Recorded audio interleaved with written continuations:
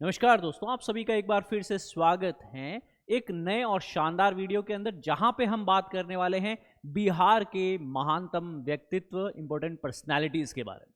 इससे पहले हमने वीर कुंवर सिंह के बारे में जानने की कोशिश की, उनके महान व्यक्तित्व और जीवन से क्या सीख मिल सकती है और किस तरीके से वो हमारे पाठ्यक्रम के लिए भी जो है रेलेवेंट है और हमें उनके व्यक्तित्व से काफ़ी सारी चीज़ें जानने को मिली। आज उसी क्रम में हम बेसिकली बढ़ते हैं और बात करने वाले हैं डॉक्टर राजेंद्र प्रसाद के बारे में। मैं जगदीश चंद्र आप सभी का फिर से स्वागत करता हूं इस वीडियो के अंदर। आई होप आपको ये वीडियो पसंद आएगा। वीडियो के अंत तक बने रहें और साथ में नोट्स मेकिंग स्टार्ट कर दीजिए। डॉक्टर राजेंद्र प्रसाद मुख्यतः बेसिकली हम सभी इनको एक स्वतंत्रता संग्राम के महान सिपाही के रूप में देखते हैं, है? और एट द सेम टाइम इनको बेसिकली हम लोग भारत के प्रथम राष्ट्रपति के रूप में भी जानते हैं। भारत के अंदर बेसिकली अगर हम देखने की कोशिश करें तो जो स्वतंत्रता संग्राम रहा था उस दौरान भी इन्होंने जो है कई महत्वपूर्ण भूमिकाएं अदा की थी। स्वतंत्रता सेनानी भी थे और उन्होंने राष्ट्रीय कांग्रेस के अध्यक्ष के रूप में भी जो है एक मुख्य भूमिका निभाई थी। आज़ादी से पहले भी और आज़ादी के बाद भी राष्ट्र निर्माण की प्रक्रिया के अंतर्गत इनकी महत्वपूर्ण भूमिका रही है। दोस्तों, उन्होंने भारतीय संविधान के निर्माण में भी जो एक महत्वपूर्ण योगदान दिया था। संविधान सभा के भी अध्यक्ष के रूप में इनकी एक अहम भूमिका रही थी।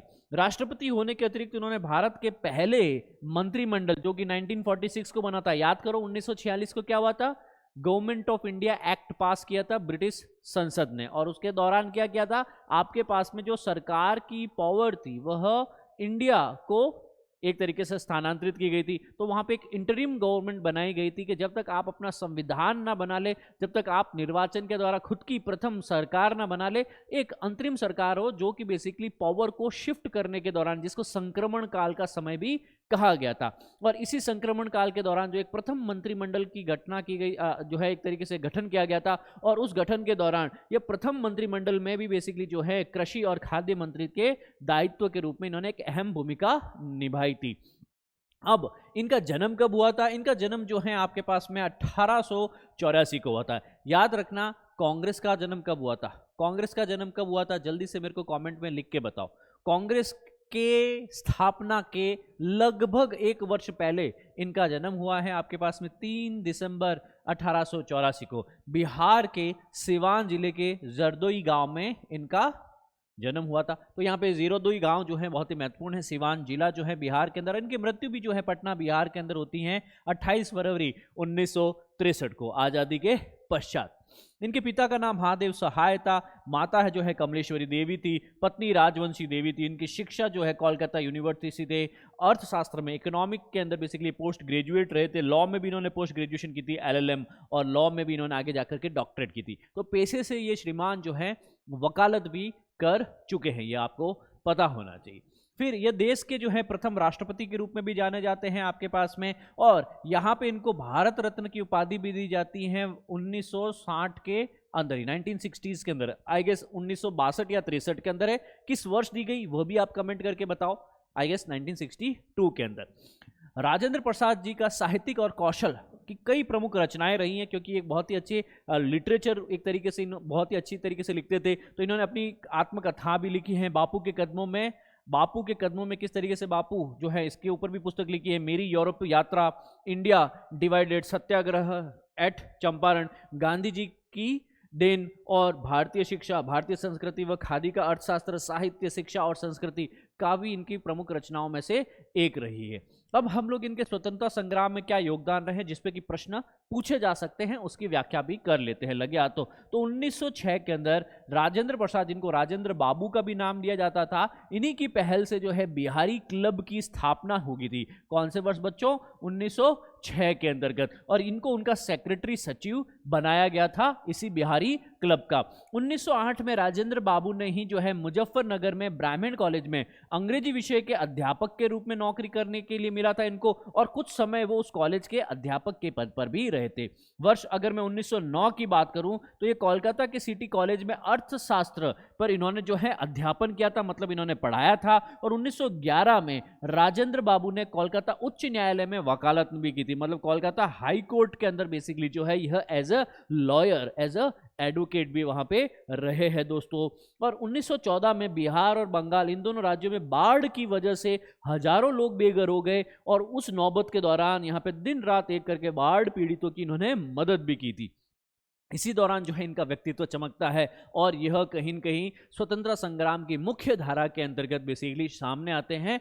और आगे जाकर के यह 1916 के अंदर ही उच्च न्यायालय में वकील के रूप में, 1917 में फिर महात्मा गांधी जब भारत आते हैं सत्याग्रह करना शुरू करते हैं। गांधी जी के चंपारण सत्याग्रह की अगर हम बात करें, चंपारण आपको पता होगा बिहार के उत्तर पश्चिम के अंदर का आप देखेंगे तो आपको चंपारण जिला देखने को मिलेगा, है ना, ईस्ट एंड वेस्ट चंपारण। वहां पे राजेंद्र बाबू भी जो हैं इस सत्याग्रह में शामिल होते हैं 1917 के अंदर। और 1920 में ये महात्मा गांधी के ही असहयोग आंदोलन, जिसको बेसिकली आपके पास में कहा गया था, आपके पास में सर हम आपको किसी तरह का सहयोग नहीं करेंगे, ब्रिटिश जो पॉलिसीज है, नियमन है, नीति है, हम उसका अनुसरण नहीं करने वाले। उसी असहयोग आंदोलन में बाबू राजेंद्र प्रसाद भी शामिल होते हैं, और उन्होंने ही इसी साल में उन्हें देश के नाम हिंदी भाषा में साप्ताहिक एक पत्रिका भी निकाली थी। तो आपके पास में एक वीकली मैगजीन, देश नामक वीकली मैगजीन किसने प्रकाशित की थी?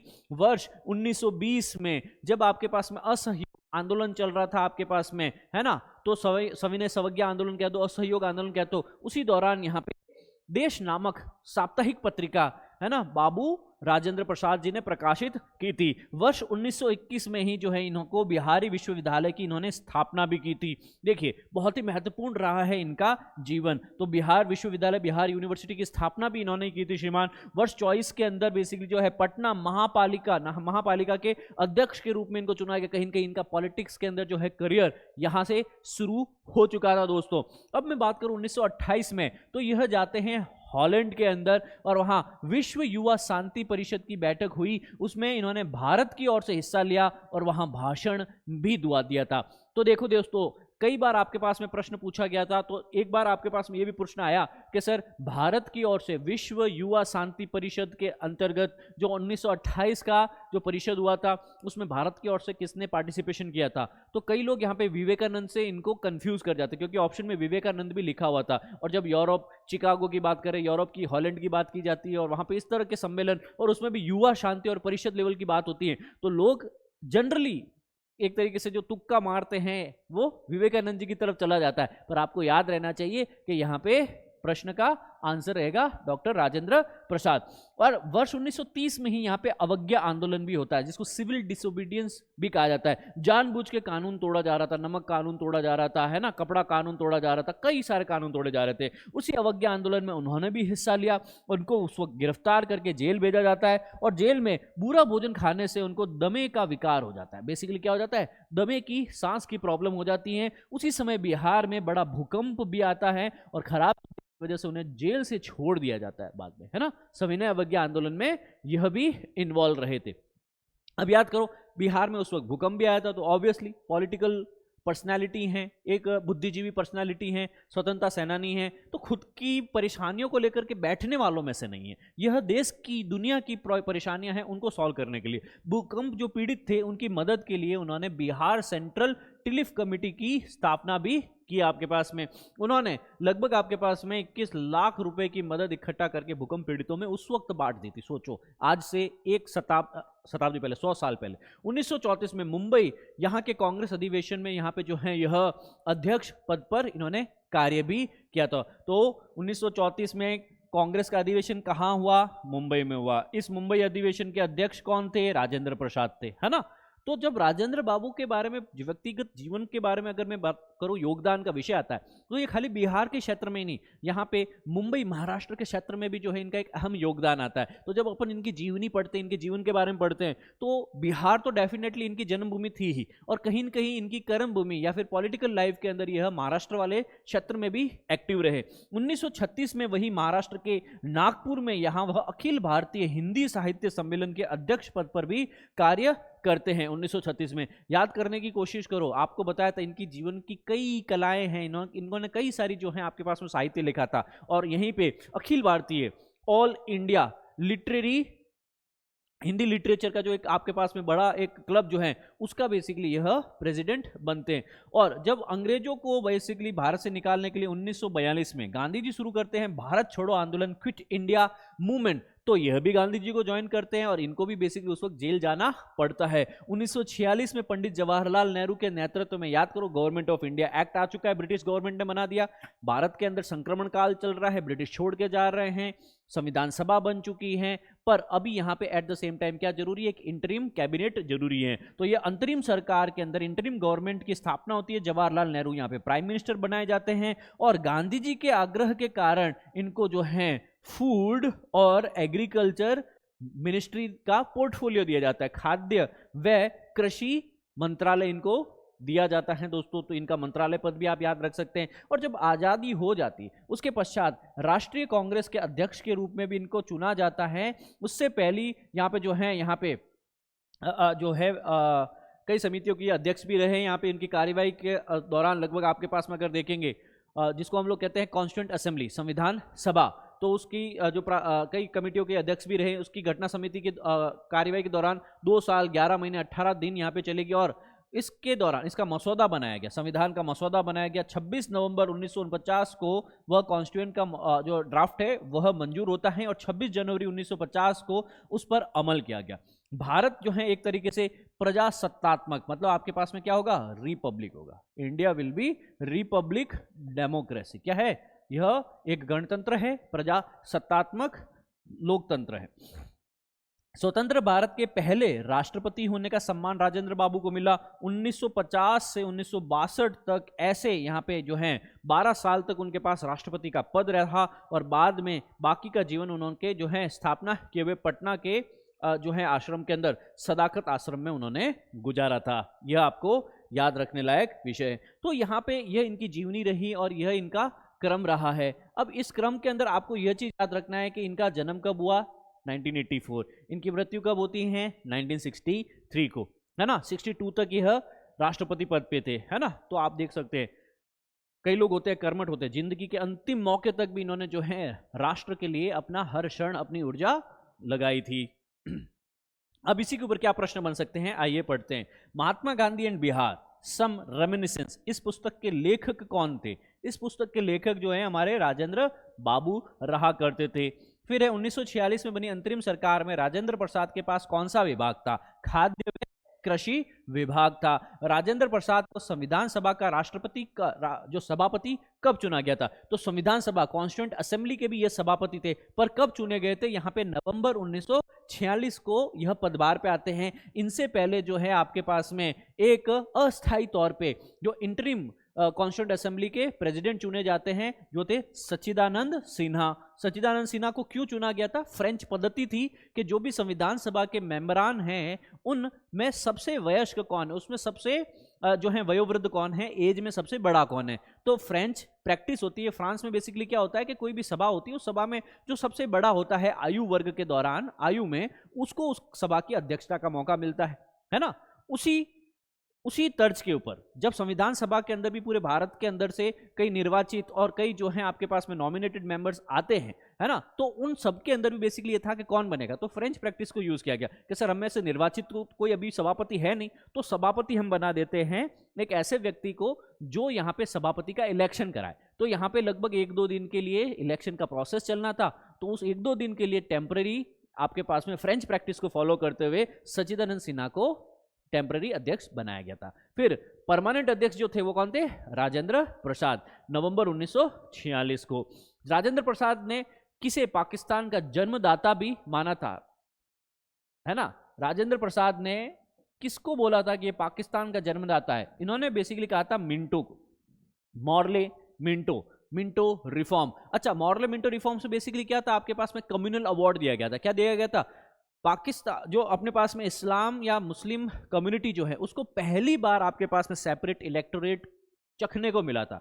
रिजर्वेशन क्या होता है, अलग से इलेक्टोरेट क्या होता है, अलग से पावर क्या होती है, अलग से एंटिटी, अलग से कंट्री, अलग से हो तो उसका क्या रोल हो सकता है। याद करो 1857 की क्रांति के बाद में अंग्रेजों का क्या ध्येय था, अंग्रेजों का ध्येय था फूट डालो राज करो नीति, डिवाइड एंड रूल पॉलिसी। उसके अंतर्गत वो क्या करना चाह रहे थे कि हिंदू समाज है उसके अंदर से ही बेसिकली ब्राह्मण, क्षत्रिय, वैश्य, शूद्र इनको अलग करो, और हिंदू मुस्लिम एकता हो रही है तो इसको बीच में से डिवाइड करके रखो। याद करने की कोशिश करो 1857 की क्रांति और उसके दमन के क्या क्या रीजन थे, तो आपको पूरा याद आएगा। उसी के बाद में ब्रिटिशर्स अपनी पॉलिसी लेकर आते 1909 के अंदर, 1919 के अंतर्गत। तो वो जो रिफॉर्म्स लेकर आए थे ना, जिसको मॉन्टफोर्ड रिफॉर्म्स कह सकते हैं, है ना, तो उसी में ही आपके पास में मॉर्ले मिंटो रिफॉर्म्स वगैरह हैं, तो उसमें मिंटो रिफॉर्म्स जो थे वो इसी कारण ही आए थे। चलो ये याद रहेगा। बिहार से भारतीय संविधान सभा के सदस्य कौन थे?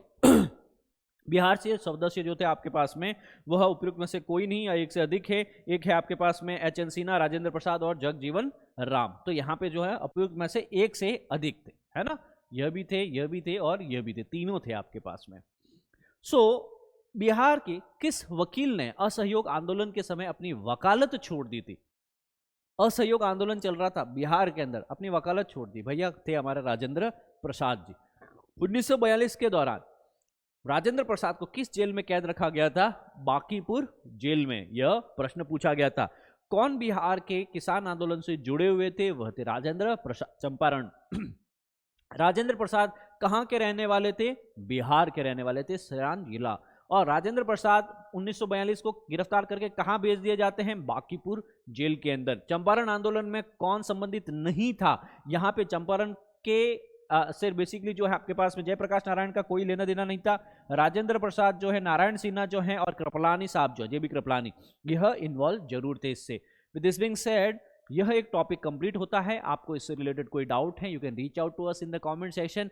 बहुत ही जल्दी मिलेंगे एक और नए वीडियो के साथ में, जिसमें हम बात करने वाले हैं बिहार की महान व्यक्तित्व और उनके जीवन से हम व्यक्तिगत तौर पे क्या सीख सकते हैं, और यूपीएससी, यूपीपीएससी और बीपीएससी जैसे एग्जाम्स में क्या प्रश्न अपेक्षित किए जा सकते हैं। With this being said, thank you, जय हिंद।